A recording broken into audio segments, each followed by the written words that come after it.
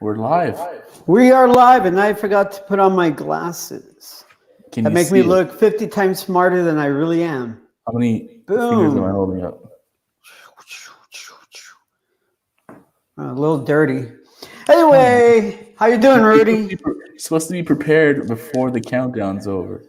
Well, we're looking at election stuff, so we're a little preoccupied. Yeah, we're currently Today's on location. the post-election day. Happy post-election day. I mean, They should give people the day off the day after election, right?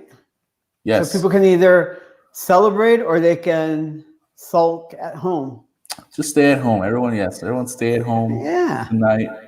Hang out, watch a movie. That's what I was planning to do tonight. I'm gonna take a break from any politics, any political news.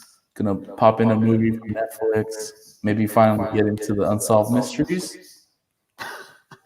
Speaking of Unsolved Mysteries, let me welcome everybody, all our viewers, to episode number 30. We hit the big 3-0 of the water cooler. We're coming to you live on Wednesday, November 4th, from an undisclosed location. Where are you today, Rudy? I'm right outside the library. I'm by a wall. Oh, okay. That actually looks like the wall at the old library on Main Street. On the side, they had brick wall. Is that where you're at? Yeah, I remember that. Yep. Did I figure it out? I mean, you just told everyone, so. All right. So if you want to interrupt this live broadcast, drive over to Main Street and Hackberry area. Find Rudy, and you too can be on the show. Outside at the Creative Incubator now, right? Yeah, the Arts Incubator. Yep. Nice. All right. So again, I'd like to welcome all our viewers. I know we have a couple of viewers from, it looks like, Thailand. We got a couple of people from Thailand Germany, tuning in. They're just looking to see what we're gonna say. Any surprises? Wow. Let me get you. We're full of surprises around here. Anyway, so today, November 4th, we'd like to give out a couple happy birthday shout outs. First one is to Mr. Matthew McConaughey. One of the great actors right now. Yeah, he's an actor. I believe he lives in Austin, right? Born in Uvalde, Texas, but lives in Austin. I think he. Last I heard, is he teaching? Yeah, at UT Austin. Yeah, he's teaching at UT Austin. So for any of you who might be taking one of his classes, give us a call in right now. We'd like to hear what your experience has been with Matthew McConaughey as your professor. I wonder what his Rate My Professor score is. I'm sure that's still around, right? I don't know. We could always look that up, or we can have some of our moderators look it up and post it.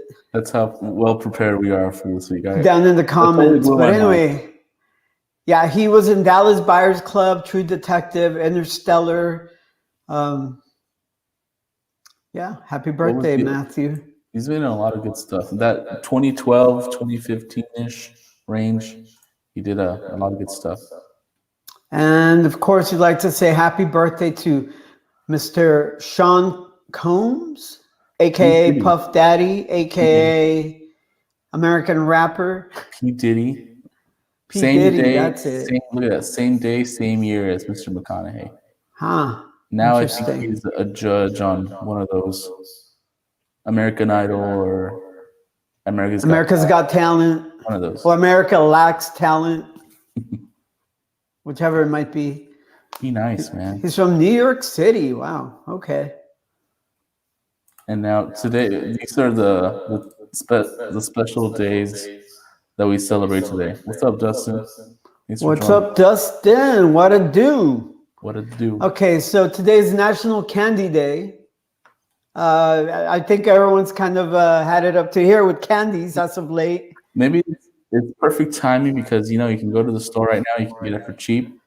You can, but man, I've had it with candy for a while. Did you just? I will be eating another piece of candy till March. Did you just have candy before we came on here? I did. That was my last piece. I swear, my last piece. Sure. The last one. It was a great one, though. It was a fantastic candy. Well, candies have a long history of attracting us with their bright colors and delightful flavors. They Ooh. also come in a variety of fun sizes and shapes. All right. Well, cool. And today's also National Stress Awareness Day, which is always falls on the first Wednesday in November. So every 4 years, that would land on the day after an election. Correct. To identify and reduce the stress factors in your life. And I'm sure there's a lot of people stressed out today, especially since we haven't gotten the full results of the election yet. Happy birthday, Puffy. Puff Daddy. So wait, let's go back to Puff Daddy. Okay. I know he's a rapper. What's his most famous song, or what's he known for? He did that one with. This was way like 1995, 1997 that I'm thinking of you, or the one that they sang when B.I.G. died. Oh, I'll be missing. It was I'm not hip to the hip hop scene. Well, that was 1997 or 1995, where 97, 95. I was listening to underground music, punk rock mostly. Well, he had that. It was like a Sting cover. Like they had the sample of Sting, and they rapped over it. It was pretty good. Okay. You know what I noticed on the banner? It says "Today we celebrate," and it's got the two hands and the thing shooting out the whatever it is, but it says July 17th. What's up with that? That's just the Apple thing. That's the Apple little emoji. Don't worry about it. It's okay. See, with Android, it gives you what today's date is on there. You guys just got to get with it. It's the Google thing, right? Google also gives you the 4 or the whatever day it is. Yeah. All hail Google. All hail Android. All right. So what are we talking about today? What do you got lined up for us? Okay, this first one was very interesting, and it was a whale of a tale. Oh, a whale of a story. A whale of a story.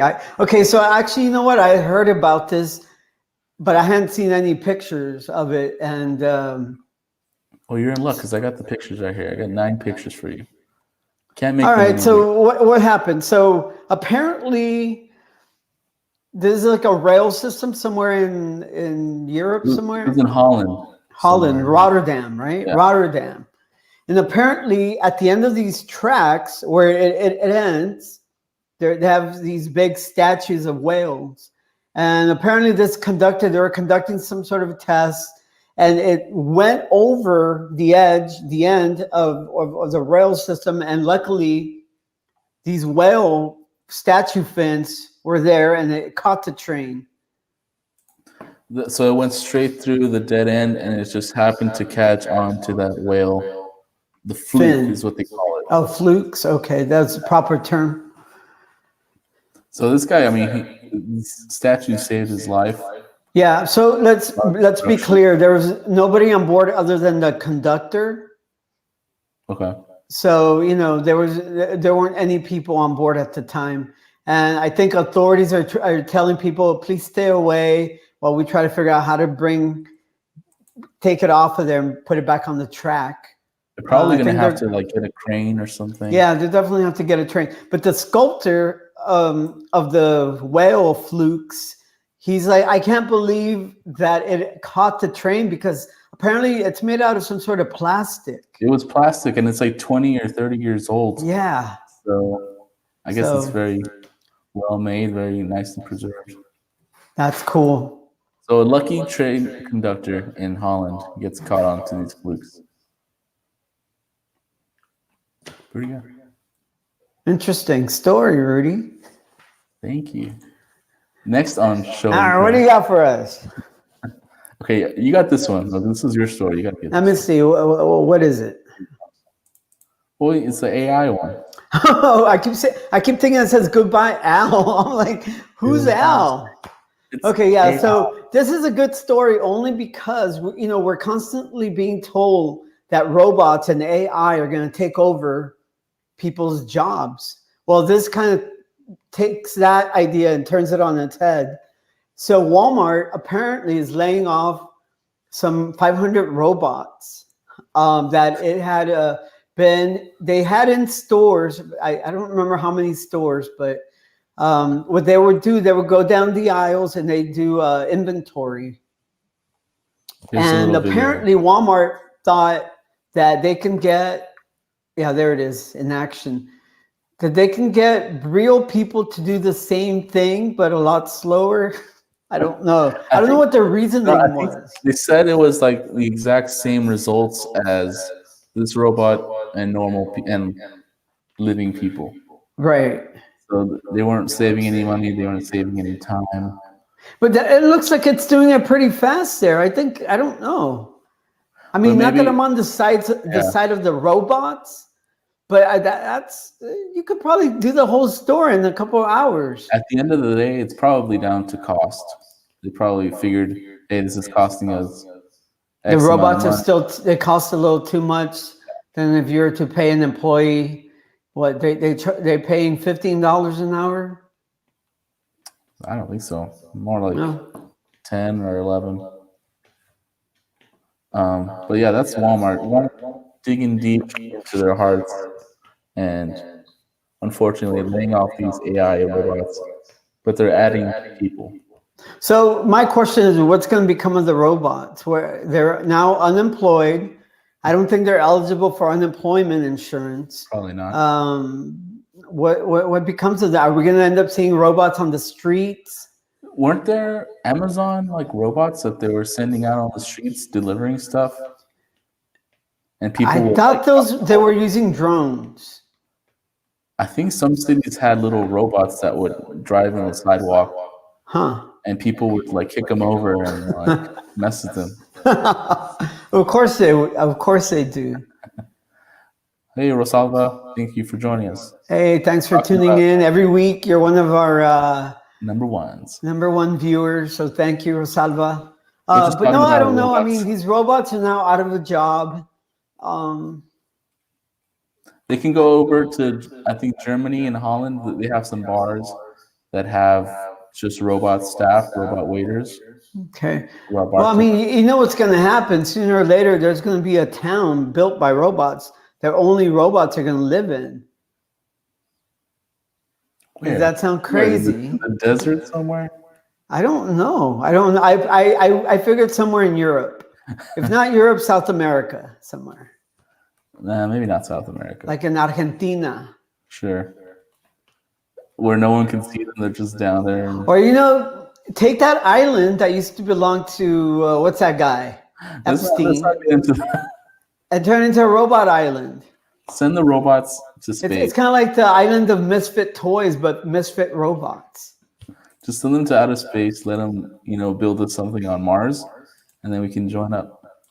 Well, there's a thought. Speaking of disturbing thoughts, a disturbing Twinkie that has so far defied science. Okay, the defied science part is where I'm a little perplexed. So I read the story, but I don't understand what's perplexing them. So I think it's the fact that these three little Twinkies all came from the same box.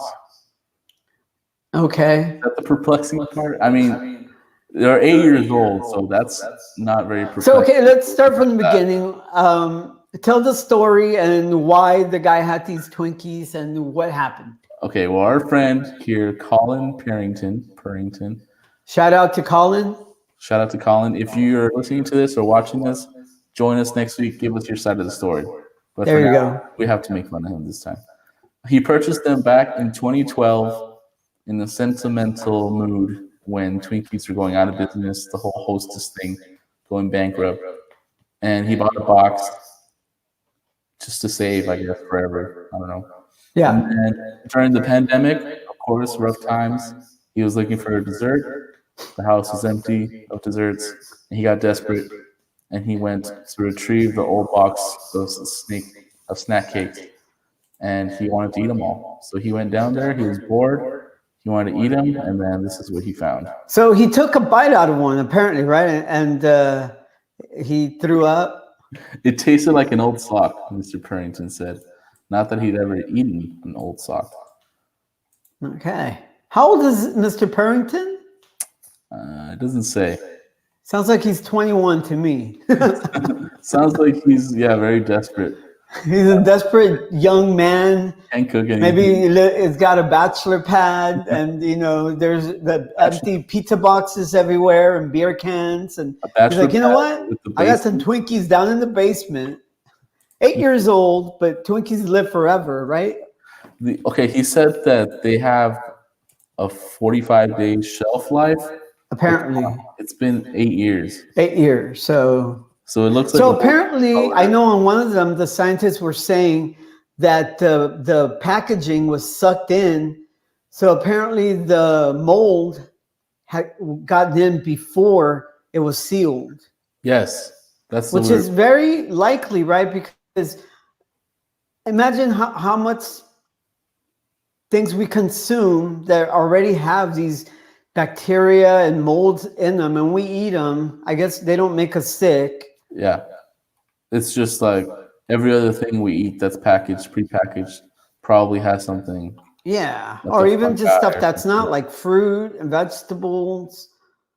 I mean, every now and then you'll hear about the E. coli outbreaks. Or the lettuce shortage. Yeah. So that's a zoomed in photo of the Twinkie that already had the. So it's mummified. Apparently, it was mummified. One of the Twinkies from 2012 had collapsed into a shriveled mass. Poor Twinkie. But yeah, this is the one that he cut in half just to show it next to a current living. So hold on. When you say current, they're still making Twinkies? I thought they had ceased production. According to this is a current Twinkie right here. Okay, well, I guess people bought them and for no reason, because they didn't stop production on them. I think it was all a marketing ploy. You know how they do it. It's a good marketing ploy. But okay, well, he posted the photo of the Twinkie on Twitter, and some scientists hit him up, and he wanted him to send it over. And I think he sent them over, and they did tests on him now. They did tests on them. When's the last time you ate a Twinkie? Couldn't tell you. Maybe 5 8 years ago. Maybe 8 years ago. Yeah, around that marketing ploy that they tricked us all with. Yeah, I don't know when the last time I've eaten a Twinkie. I mean, I'm sure I've eaten a Twinkie at least once in my life, but I wouldn't be able to tell you yes or no, like definitively or not. There's so many better like little snacks. Yeah. What's your favorite snack? The little the Star Crunch, the chocolate ones with like the Rice Krispie thing on top, kind of thing. I'll show you later. If I want a snack and I want something sweet, I usually go for cereal. Fruit Loops? Fruit Loops or Frosted Flakes. Those are my go-to. Frosted Flakes. Yeah. It's too. And then maybe cut up a banana and throw it in there. Strawberry? Yeah, strawberries too. That's cool. So those are all the stories we have for this week. But before we wind this a couple up, though, I want to give a special shout out to one of our viewers and former coworker. Her name Anna Noman. She STC, and they have their own podcast over there. It's called Under the Book Cover. So shout out to them, Under the Book Cover. Check them out. I don't know when they go on live, but head over to the STC Facebook page. What's their podcast about? We'll post the link for the STC Library Facebook. Yeah. But what is it about? I remember when she messaged me when they were about to start doing their podcast. She reached out to me and was like, hey, do you have any tips, suggestions? Help us out. And I was like, you know what? Just do it. Just do it. Just do it, like Shia LaBeouf says. Yeah. To quote the famous American actor and all-around good guy. He lives in Austin too. Oh yeah. But they talk about what's going on at STC Library, right? Yeah. I think so. I think they it's kind of like the current up-to-date news on what's going on at STC. Nice. So check them out. Check them out. We'll post the link to their stuff in the comments later. Anything else? We just got through during the South Texas Book Festival. It was a big success. We had opening night. Me and Rudy, I was moderator and Rudy was running things behind the scenes. And yeah, it was a great success. We had a lot of people tuning in. We made the local newspaper. You made it. I didn't make it. It was us. It was our show that we put together for the opening night. And last I checked, actually, it was like 1,700 viewers on Facebook. So that's like a lot. That's cool. And including the MPL Adults page, Facebook, and the YouTube, probably well over 2,000, man. So well done. Yeah. It was good all around. I think Friday's program went well, and Saturday's program, and I'm not sure how the drive-in thing went, but that was on Sunday. Yeah, I'm sure it went well. I haven't asked about it either. Yeah. All right. What else? Election day was yesterday. We await the results. We had a long line. Did you see the line yesterday? Oh, you weren't here yesterday. I wasn't here yesterday, but yeah, we were a polling location apparently. The line was out the door down to the flagpole apparently. Huh. No, really? Yeah, about like 7,500 people in line. Wow. Okay, I know they extended the time from to 8 o'clock. Yeah, because there was some technical difficulties in the morning. Okay. And it's always something, right? Like on election day, something has to happen. Yeah, but we await the results, and we'll see what happens. We'll probably know by our next episode. Yeah, maybe. Fingers crossed. We'll know. We'll know. We'll celebrate accordingly, or not. Or not. All right. So what else?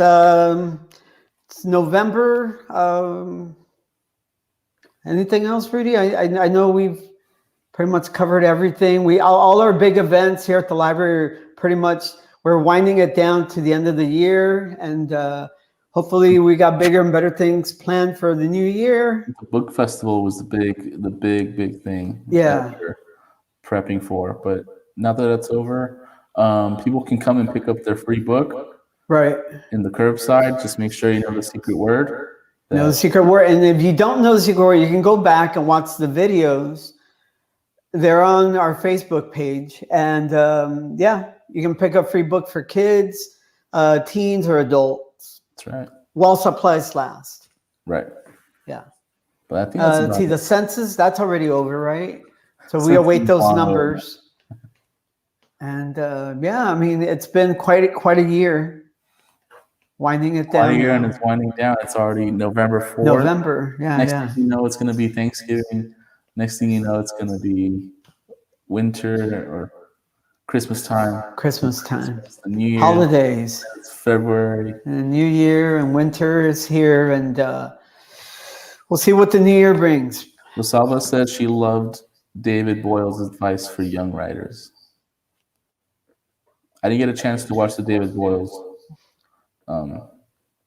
I watched some of it. It was pretty fun. Nice. All right. Well, if that's it, then let's go ahead and wrap it up. Again, thanks to everybody for tuning in. We're live every Wednesday at 3:05 p.m. We can stream us on MPL Adults or on our YouTube channel. Make sure to follow, like, subscribe, and we'll see you all next week for episode 31. See you guys. Ciao.